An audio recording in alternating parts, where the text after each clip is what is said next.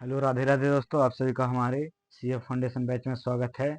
आज हम लोग साइंस का थ्योरी क्लास कर रहे थे। फर्स्ट क्लास में हम लोग पढ़े विज्ञान क्या है, विज्ञान कितने प्रकार के होते हैं, भौतिकी क्या है, फिर है मात्रा को किसे कहते हैं, मात्रा के कितने प्रकार होते हैं। ये सब हम लोग फर्स्ट क्लास में पढ़ चुके हैं। आज हम लोग चैप्टर 1 का क्लास सेकेंड करेंगे। आइए देखते हैं। आज है पदार्थ किसे कहते हैं। वे वस्तुएं जिन्हें हम देख सकते हैं, सूंघ सकते हैं और छू सकते हैं, पदार्थ कहते हैं उसे। फिर है द्रव्यमान या मास क्या है। तो किसी वस्तु या पदार्थ में परिवर्तन वर्तमान पिंड को उस वस्तु की मात्रा या द्रव्यमान कहते हैं। इसका मात्रक ग्राम या किलोग्राम होता है। द्रव्यमान क्या है? किसी वस्तु या पदार्थ में वर्तमान पिंड को उस वस्तु की मात्रा या द्रव्यमान कहते हैं। इसका मात्रक ग्राम या किलोग्राम होता है। फिर है आयतन किसे, जिसे वॉल्यूम क्या है। वे वस्तुएं जितना स्थान, जो वस्तु जितना स्थान घेरता है उसे उस वस्तु का आयतन कहते हैं। इसका मात्रक घन मीटर होता है। जैसे आयतन, जैसे हम मान लीजिए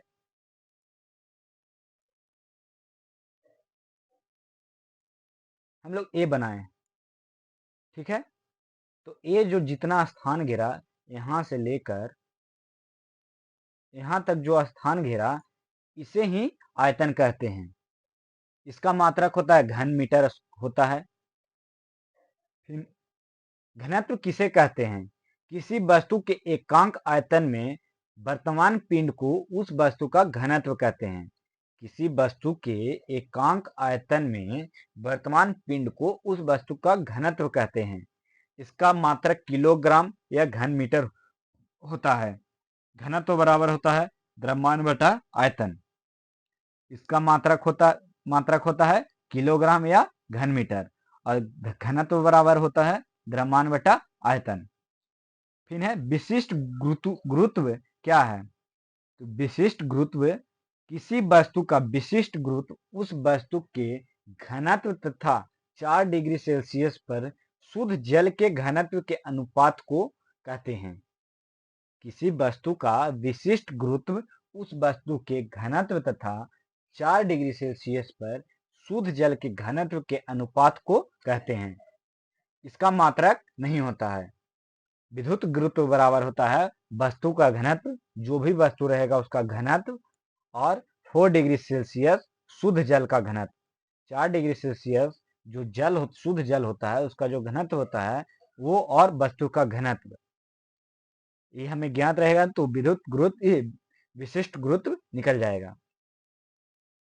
फिर है विराम, जिसे हम लोग रेस्ट किसे कहते हैं। तो जब किसी वस्तु का स्थान समय के साथ नहीं बदलता है तो उस वस्तु को विराम की स्थिति में कहते हैं, या उसे विराम कहते हैं। जैसे हम कोई वस्तु लिए, ये है, ठीक। अगर ये यहाँ से चल के यहाँ यहाँ यहाँ यहाँ तक चलाता है तो ये रेस्ट में नहीं है, ये विराम नहीं होगा। लेकिन अगर कोई वस्तु हम लेते हैं जो यहाँ का यहाँ ही है, उसे रेस्ट कहते हैं, विराम कहते हैं। फिर है गति, जब किसी वस्तु का स्थान समय के साथ बदलता है तो उसे गति कहते हैं। जैसे हम लोग ये बताएं कि अगर ये वस्तु है, यहाँ से यहाँ यहाँ होते होते, मतलब एक स्थान से दूसरे स्थान पर जानी, कहीं से भी ये स्थान से उठ कर दूसरे स्थान पर चल जाना, उसको गति कहते हैं। फिर है चाल, जिसे स्पीड कहते हैं। तो चाल किसे कहते हैं? तो किसी वस्तु द्वारा एकांक समय यानी 1 सेकेंड में तय की गई दूरी को परिमाण को उस वस्तु की चाल कहते हैं। जैसे हम कोई भी चीज 1 सेकेंड में भी हम कोई चीज चल रहे हैं, जैसे यहाँ से यहाँ आ रहे हैं, तो ये दूरी हो गया, यहाँ से इतना दूर, ये दूरी। इसका मात्रक मीटर सेकेंड होता है, मीटर प्रति सेकेंड होता है। यह एक अदिश राशि है। चाल जो है वह अदिश राशि है। फिर है वेग, जिसे वेलोसिटी, वेलोसिटी किसे कहते हैं? तो किसी वस्तु द्वारा किसी निश्चित दिशा में एकांक समय में तय की गई दूरी को उस दिशा में उस वस्तु को गति का वेग कहते हैं। किसी वस्तु द्वारा किसी निश्चित दिशा में, जैसे ये दिशा हो गया वेस्ट, मान के चलिए, ये जो दिशा है निश्चित दिशा, एकांक समय में तय की गई दूरी, ये जो यहाँ तक आए ये दूरी हो गया, उस दिशा में उस वस्तु की गति को वेग कहते हैं। इसका मात्रक होता है मीटर प्रति सेकेंड और यह एक सदिश राशि है। चाल जो था वो अदिश राशि है और वेग सदिश राशि है। फिर है त्वरण, क्या है? एक्सीलरेशन क्या है? तो समय के साथ वेग में परिवर्तन की दर को त्वरण कहते हैं। इसका मात्रक मीटर प्रति सेकेंड स्क्वायर होता है। फिर त्वरण बराबर होता है अंतिम वेग से माइनस प्रारंभिक वेग।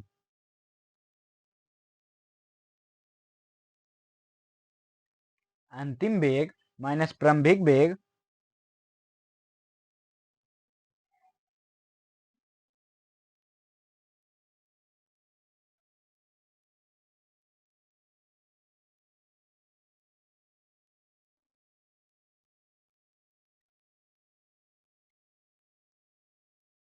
त्वरण, तो अंतिम वेग माइनस प्रारंभिक वेग बटा समय।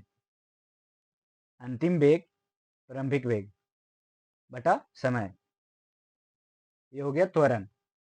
अब आ गया दाब, किसे कहते हैं? प्रेशर किसे कहते हैं? तो किसी वस्तु द्वारा एकांक क्षेत्रफल पर लगे हुए बल को दाब कहते हैं। किसी वस्तु द्वारा एकांक क्षेत्रफल पर लगते हुए बल को दाब कहते हैं। दाब बराबर होता है बल बटा क्षेत्रफल। दाब बराबर बल बटा क्षेत्रफल। फिर है भार, किसे कहते हैं? वेट किसे कहते हैं? तो किसी वस्तु को जितने आकर्षण बल से पृथ्वी अपनी ओर खींचती है उससे पूरा वस्तु का भार कहते हैं, उसे उस वस्तु का भार कहते हैं। जिसे हम आकर्षण बल जो पृथ्वी की ओर खींचती है, जैसे हम लोग मान लीजिए तराजू है, दो पल्ला हो गया, इसमें बटखारा रहता है और इसमें मान लीजिए हम लोग मान लीजिए इसमें बटखारा रहता है और इसमें कोई सामान रखें, ठीक, इसमें जितना सामान रहेगा ये उतना ही नीचे की ओर जाएगा और ये ऊपर की ओर, तो पृथ्वी की ओर खींचती है उसे भार कहते हैं। तो इस पे जितना लगा वो भार हो गया। फिर एक गति कितने प्रकार के होते हैं? तो गति मुख्यतः 6 प्रकार के होते हैं।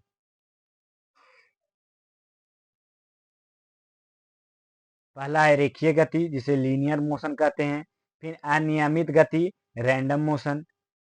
तीसरा हो गया वृत्तीय गति सर्कुलर मोशन। फिर है घूर्णन गति रोटेशनल मोशन। फिर है डोलनी गति ऑक्सिलरेटरी मोशन और आवर्त गति पीरियोडिक मोशन। पहला रेखीय गति, दूसरा अनियमित गति, तीसरा वृत्तीय गति, चौथा घूर्णन गति, पांचवा डोलनीय गति और छठा आवर्त गति। तो गति 6 प्रकार के होता है। आइए इसका हम लोग देखते हैं। रेखीय गति, रेखीय गति क्या है? तो जब कोई वस्तु किसी सरल या वक्र रेखा पर गतिमान हो तो उस प्रकार की गति को रेखीय गति कहते हैं। रेखीय गति किसे कहते हैं? जब कोई वस्तु किसी सरल या वक्र रेखा पर गतिमान हो तो उस प्रकार की गति को रेखीय गति कहते हैं।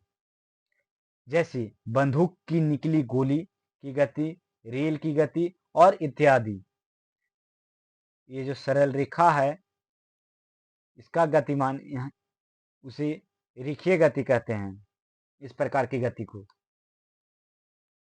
दूसरा अनियमित गति रैंडम मोशन। तो जब कोई वस्तु अपनी गति की दिशा अनियमित रूप से बदलती रहती है तो इस प्रकार की गति को अनियमित गति कहते हैं। जैसे मच्छर की गति, पतंग की गति इत्यादि। तो अनियमित गति होता है जैसे देखिए यहाँ से चले फिर यहाँ फिर यहाँ फिर यहाँ फिर यहाँ फिर यहाँ फिर यहाँ, ऐसे को इस प्रकार की गति को अनियमित गति कहते हैं। जैसे मच्छर की गति, मच्छर कभी यहाँ पे है तो फिर यहाँ पर आ गया, फिर यहाँ पर आ गया। फिर पतंग, हम लोग पतंग उड़ा रहे हैं तो पतंग यहाँ से उड़ाना स्टार्ट किए तो कभी इधर जाएगा तो कभी इधर जाएगा। तो इस प्रकार की गति को अनियमित गति रैंडम मोशन कहते हैं। तीसरा है वृत्तीय गति सर्कुलर मोशन। जब कोई कण किसी वृत्ताकार पथ पर गतिमान हो तो इस प्रकार की गति को वृत्तीय गति कहते हैं। जैसे डोरी से एक छोटे टुकड़े को बांधकर घुमाना। जैसे डोरी से मान लीजिए डोरी है, इसे छोटे छोटे टुकड़े को बांधकर इस तरह से गोले घुमाना, ये हो गया वृत्तीय गति। फिर है घूर्णन गति, रोटेशनल मोशन। जब कोई दृढ़ पिंड किसी घूर्णन अक्ष या कील की परिध घूमती है तो इस प्रकार की गति को घूर्णन गति कहते हैं।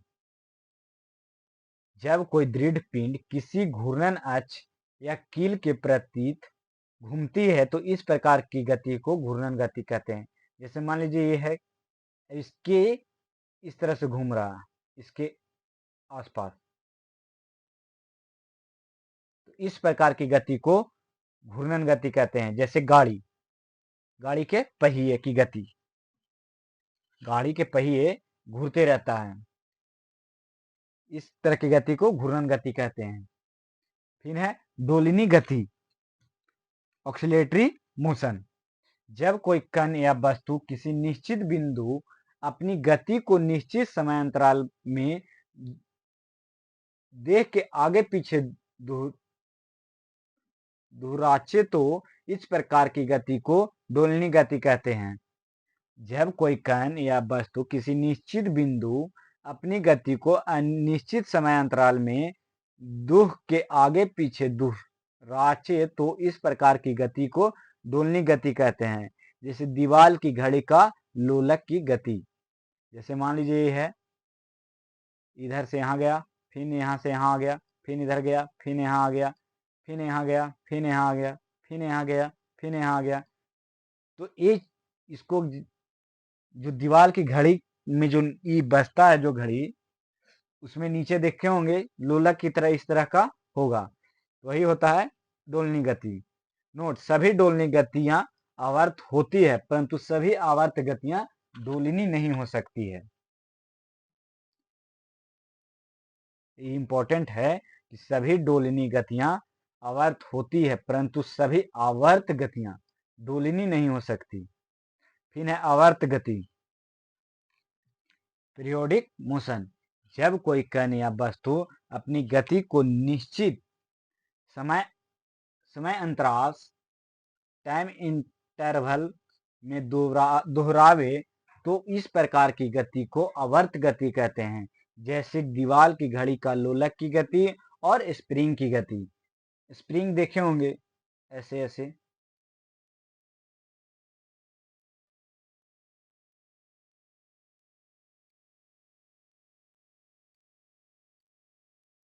इसको जब भी दबेंगे, मान लीजिए यहाँ से यहाँ दबे, फिर छोड़े तो फिर यहीं से यहाँ चल जाएगा।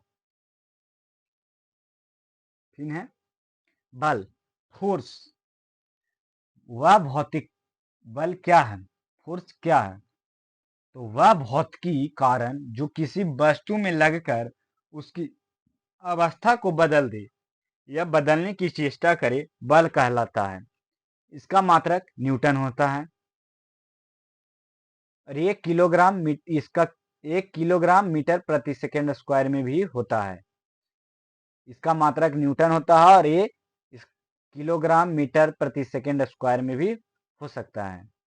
बल, तो वह भौतिक कारण जो किसी वस्तु में लगकर, जैसे ये वस्तु है, इसमें हम बल लगाएंगे तो इसकी अवस्था बदल सकती है। हम यहाँ से यहाँ भी भेज सकते हैं इसको, या फिर अगर ज्यादा भारी रहा, हमारी बल से इसका ज्यादा ई रहा, बल रहा, तो ये हम इसको बदलने की चेष्टा करते हैं लेकिन ये बदलता नहीं है, तो उसमें भी बल लगता है, तो इसे बल कहते हैं। तो वह भौतिकी कारण जो किसी वस्तु में लगकर उसकी अवस्था को बदल दे या बदलने की चेष्टा करे, बल कहलाता है। इसका मात्रक हो गया न्यूटन और यह किलोग्राम मीटर प्रति सेकंड स्क्वायर में भी हो सकता है। फिर है बल कितने प्रकार के होते हैं? तो बल निम्नलिखित प्रकार के होते हैं। पहला मांसपेशीय बल या मनुष्य द्वारा आरोपित बल। फिर है गुरुत्वीय बल या भार। फिर है विद्युतीय बल, चुंबकीय बल, घर्षण बल और अंतराण्विक बल। फिर है घर्षण, फ्रिक्शन क्या है? फ्रिक्शन क्या है? तो जब दो सतह एक दूसरे के ऊपर गति करते हैं या गांतक करने की चेष्टा करते हैं तो दोनों सतहों के बीच एक विरोधी बल क्रियाशील हो जाता है। जो दोनों सतहों के बीच की आपेक्षिक गति का विरोध करता है, इस विरोधी बल को घर्षण या फ्रिक्शन बल कहते हैं। यही क्रिया घर्षण कहलाती है। जब दो जब दो सतह एक दूसरे के ऊपर गति करते हैं या गंत करने की चेष्टा करते हैं, तो दोनों सतहों के बीच एक विरोधी बल क्रियाशील हो जाता है। जो दोनों सतहों के बीच की अपेक्षिक गति की विरोध करता है, इस विरोधी बल को घर्षण बल कहते हैं। यही क्रिया घर्षण कहलाती है। घर्षण बल की दिशा हमेशा गति की दिशा के विपरीत होता है।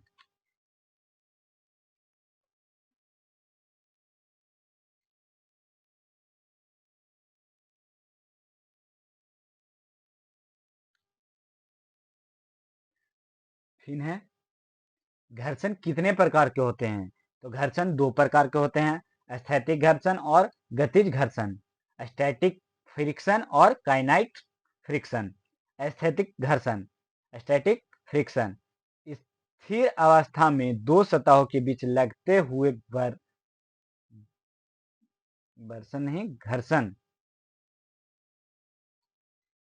को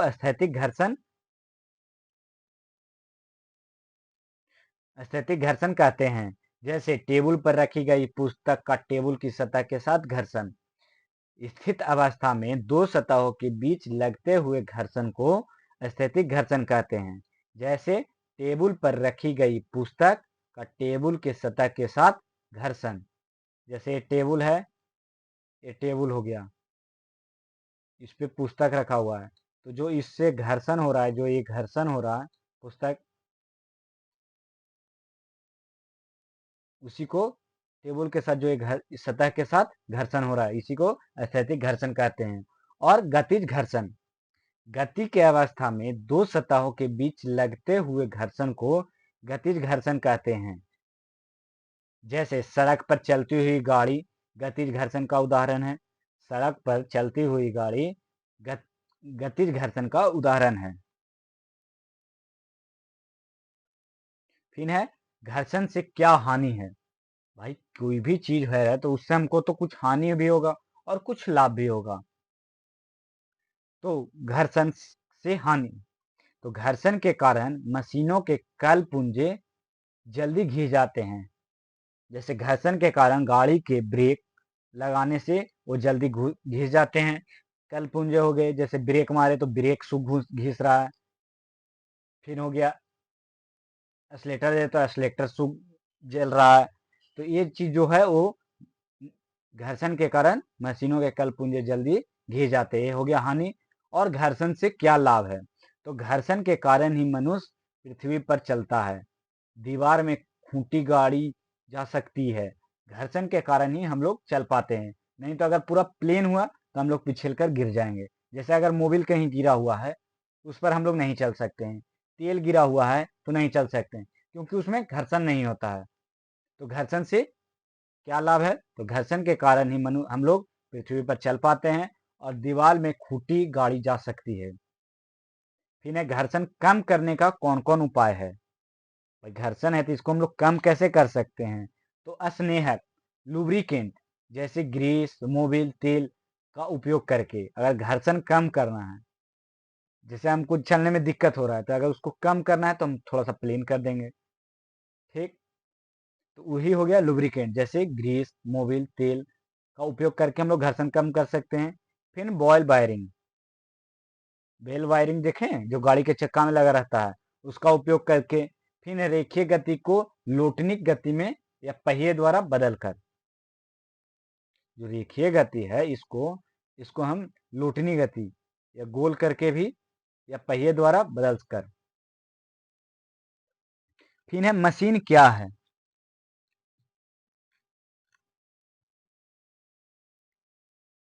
मशीन क्या है? तो ऐसी व्यवस्था जो कार्य को आसान एवं तेज बना दे, मशीन कहलाती है। जैसे हमें किसी भी काम को करना हो और अगर हमारे पास मशीन है, जैसे हम लोग को मान लीजिए कि कपड़ा सीना हो।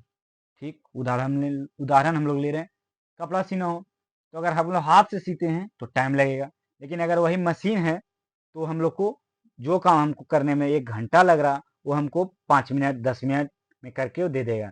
तो ऐसी व्यवस्था जो कार्य को आसान एवं तेज बना दे मशीन कहलाती है। फिर मशीन कितने प्रकार की होती हैं? तो मशीन 2 प्रकार की होती है। पहला है सरल मशीन और दूसरा है जटिल मशीन। तो सरल मशीन कितने प्रकार की होती है? तो सरल मशीन निम्नलिखित प्रकार की होती है। पहला है उत्तोलक या लीवर, दूसरा है घिरनी जिसे पुल्ली कहते हैं, तीसरा है नत समतल इंक्लाइंट प्लेन और फिर है चक्र जिसे व्हील कहते हैं। पहला है उत्तोलक जिसे लीवर किसे कहते हैं? तो ऐसी व्यवस्था जिसमें किसी भारी बोझ को किसी अलाम आलम्ब के गिर्द बल लगाकर उठाया जाता है उत्तोलक कहलाता है। ऐसी व्यवस्था जिसमें किसी भारी बोझ को किसी आलम्ब की गिर्द बल लगाकर उठाया जाता है उत्तोलक कहलाता है। अथवा यदि एक छड़ को किसी बिंदु को नियत कर उसके दूसरे सिरे पर बल लगाकर किसी भारी वस्तु को उठाया जा सकता है तो इस व्यवस्था को उत्तोलक कहते हैं। उत्तोलक कितने प्रकार के होते हैं? तो उत्तोलक 3 प्रकार के होते हैं जो निम्नांकित है। पहला है प्रथम श्रेणी का उत्तोलक। तो वैसे उत्तोलक जिनमें टेक बिंदु मध्य में हो तथा प्रयास एवं भार बिंदु किनारे पर हो तो प्रथम श्रेणी का उत्तोलक कहलाता है। प्रथम श्रेणी का उत्तोलक वैसे उत्तोलक जिसमें टेक बिंदु मध्य में हो तथा प्रयास एवं भार बिंदु किनारे पर हो तो प्रथम श्रेणी का उत्तोलक कहलाता है। जैसे कैंची, प्लायर्स, प्लास जिसे हम लोग कहते हैं या टेकी इत्यादि। भार बिंदु, टेक बिंदु और प्रयास बिंदु प्रथम श्रेणी उत्तोलक ये है भार बिंदु, टेक बिंदु और प्रयास बिंदु।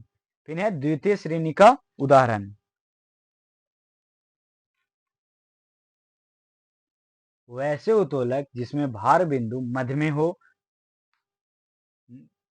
प्रयास एवं टेक बिंदु किनारे पर हो द्वितीय श्रेणी का उत्तोलक कहलाता है। जैसे सरिता एवं एक पहिए का ठेला इत्यादि।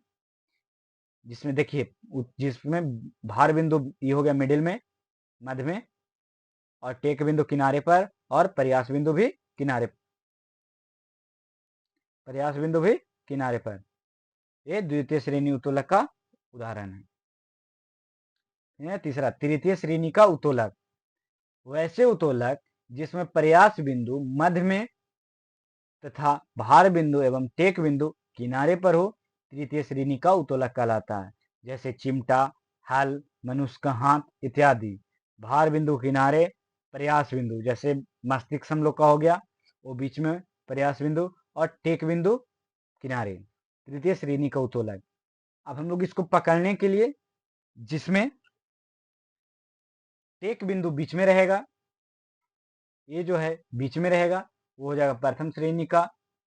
द्वितीय श्रेणी का पहचान भार बिंदु बीच में होगा, ये बिंदु बीच में होगा और तीसरा का प्रयास बिंदु बीच में होगा। फिर है घिरनी पुल्ली किसे कहते हैं?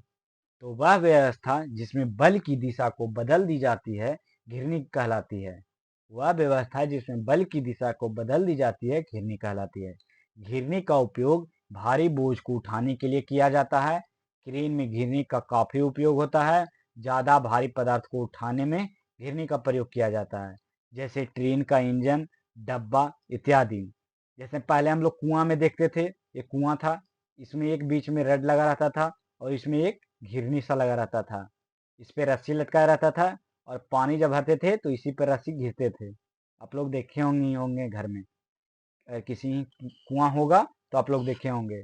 जो बीच में ही रहता है यही घिरनी है। फिर है नत समतल इंक्लाइन प्लेन किसे कहते हैं? तो जब कोई सतह क्षैतिज दिशा से कुछ कोण बनाता है तो उसे नत समतल कहते हैं। जब कोई सतह क्षैतिज दिशा से कुछ कोण बनाता है तो उसे नत समतल कहते हैं। कार्य को आसान एवं शीघ्र करने के लिए नत समतल का प्रयोग किया जाता है। जैसे तेल से भरे पिंपों को नत समतल पटरियों के द्वारा आसानी से उतारा या चढ़ाया जा सकता है। तेल से भरे पंपों को या पिंपों को कुछ भी कर सकते हैं पिंपो ही रहने दीजिए। पिंपो को नट समतल पटरियों के द्वारा आसानी से उतारा या चढ़ाया जा सकता है। फिर है स्क्रू। क्या है? तो स्क्रू एक प्रकार का नट समतल है। यह किसी पतले छड़ के चारों ओर चूड़ी चूड़ी रूप में बनाया जाता है। इसे भारी बोझ आसानी से घू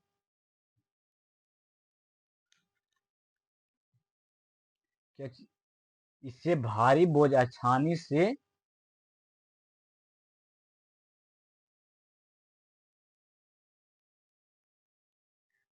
सॉरी यहाँ पे है घर्षण घर्षण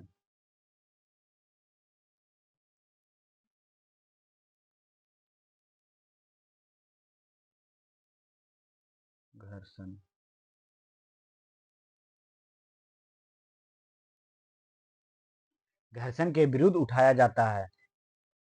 मोटर गाड़ी को उठाने वाला जैक इसी सिद्धांत पर कार्य करता है। जो हम लोग गाड़ी में जैक लगाते हैं, फोर व्हीलर हो गया, उसमें जो जैक लगाते हैं वो इसी सिद्धांत पर कार्य करता है। फिर है वर्क। कार्य क्या है? तो बल और बल के अनुप्रयुक्त बिंदु द्वारा बल की दिशा में तय की गई दूरी के गुणनफल को बल के द्वारा किया गया कार्य कहा जाता है। बल और बल के अनुप्रयुक्त बिंदु द्वारा बल की दिशा में तय की गई दूरी गुणनफल को बल के द्वारा किया गया कार्य कहा जाता है। ध्यान रहे, बल के प्रयोग में यदि विस्थापन ना हो तो कार्य नहीं हो सकता है। बल के प्रयोग में यदि विस्थापन ना हो तो वो कार्य नहीं कहलाएगा। अर्थात कार्य का परिभाषा बल एवं उसके द्वारा की गई विस्थापन के गुणनफल से दी जाती है। कार्य की परिभाषा बल एवं उसके द्वारा दी गई विस्थापन के गुणनफल से दी जाती है।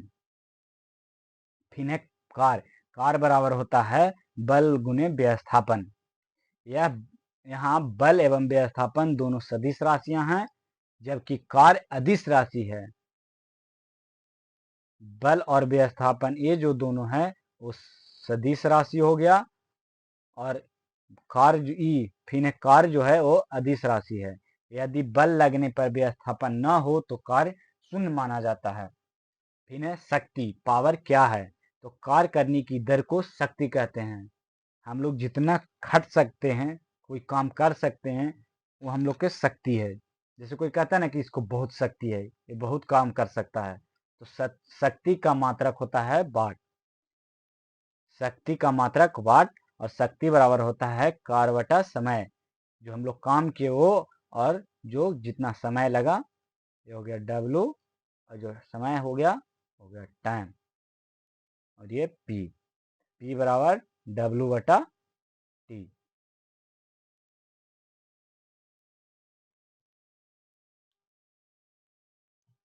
तो ये यहीं पे समाप्त होता है। ये आज के लिए इतना ही।